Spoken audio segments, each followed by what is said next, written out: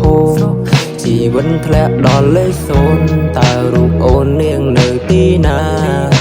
មិនយល់ថាហេតុអ្វីស្រីទុកឲ្យបងនៅអលូនធ្លាប់តែជិះម៉ូតូ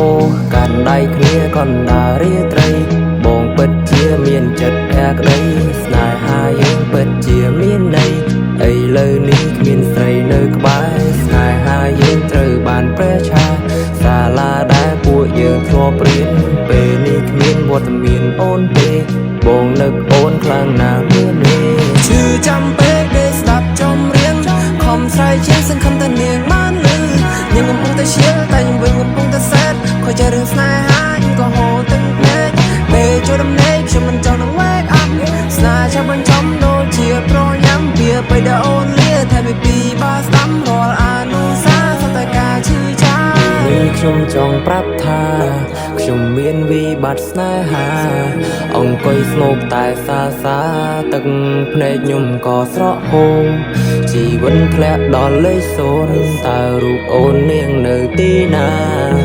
មិនយល់ថាហេតុអ្វីស្រីទុកឲ្យបងនៅអលូនមើលទៅដួងតារា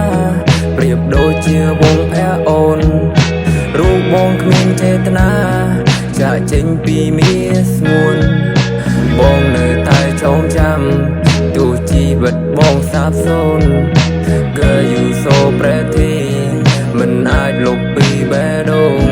អារម្មណ៍ពេលគ្មាននូនក្បែរប្រៀបដូចជាខែងងឹតតួពួកយើងបែកគ្នាតែចិត្តបងនៅតែនឹងស្នេហ៍យើងស៊ីជម្រៅពួកយើងមិនគួរចែកផ្លូវបងមិនអាចខាត់បើព្រោះរូបអូនបានជ្រើសគេហើយស្នេហ៍យើងអស់ជំរឿអូនក៏ជ្រើសនៅផ្លូវបែករូបបងមិនអាចប្រកែកព្រោះតែមានចន្ទី3អូនចាប់ទុករូបបងដូចជំនួសដែលគ្មានតម្លៃកុំហុចជាច្រើនដងធ្វើឲ្យពួកយើងអស់និស្ស័យបងមិនយល់ពីខ្លួនឯងនៅតែគិតនៅតែអាល័យកេងស្រមើសម័យថារូបស្រីអូននឹងត្រឡប់អារម្មណ៍បងនៅមិនស្ងប់ដកដង្ហើមថប់ពីបាក់ទទួលយកពេលដែលស្នេហ៍ដល់ទីបញ្ចប់ពេលនេះខ្ញុំចង់ប្រាប់ថា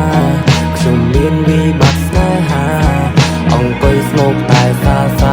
ទឹកភ្នែកខ្ញុំក៏ស្រក់ហូរជីវិតធ្លាក់ដល់លេខសូន្យតើរូបអូននាងនៅទីណាមិនយល់ថាហេតុអ្វីស្រីទុកឲ្យបងនៅអលូន